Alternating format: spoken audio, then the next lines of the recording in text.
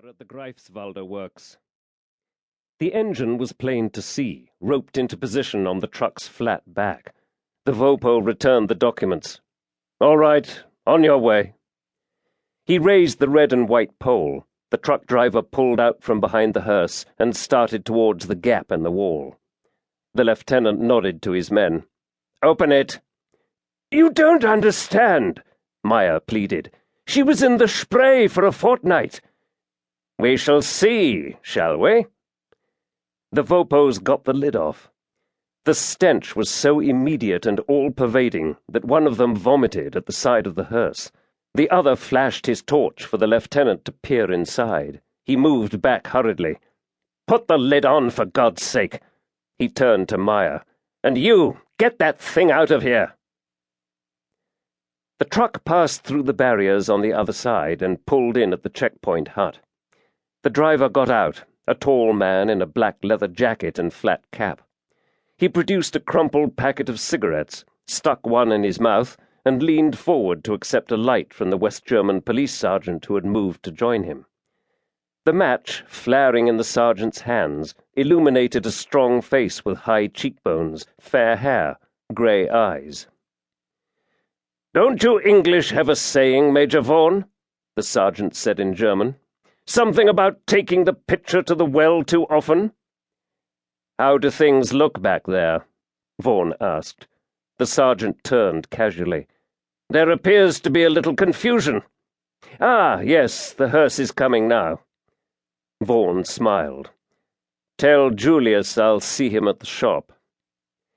He climbed into the cab and drove away. After a while he kicked one heel against the front of the bench seat. "Okay in there?" There was a muffled knock in reply, and he grinned. "That's all right, then." The area of the city into which he drove was one of mean streets of old-fashioned warehouses and office blocks, alternating with acres of rubble, relic of the wartime bombing campaign. Some 15 minutes after leaving the checkpoint, he turned into Redenstrasse, a dark street of decaying warehouses beside the river Spree.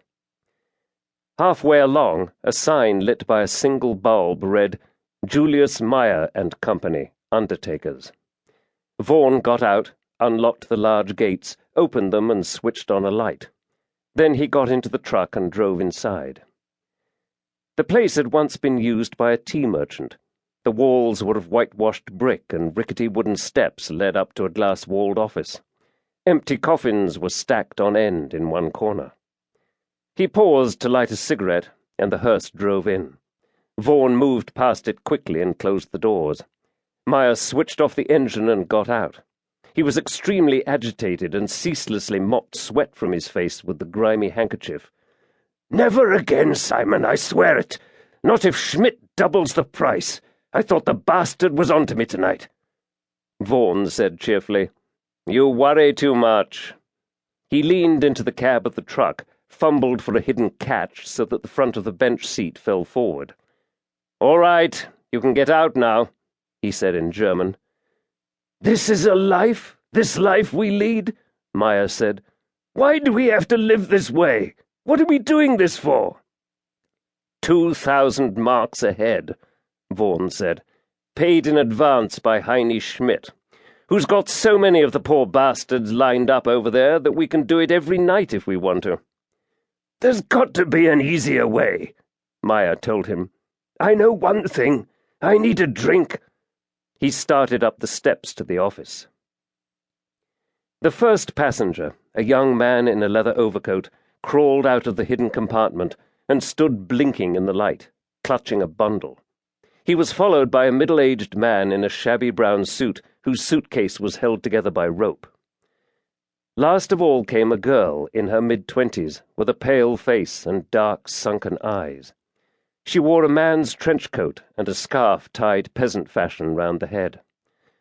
Vaughan had never seen any of them before. As usual, the truck had been loaded in advance for him. He said, "You're in West Berlin now, and free to go anywhere you please. At the end of the street outside you'll find a bridge across the Spree. Follow your nose from there, and you'll come to an underground station. Good night and good luck."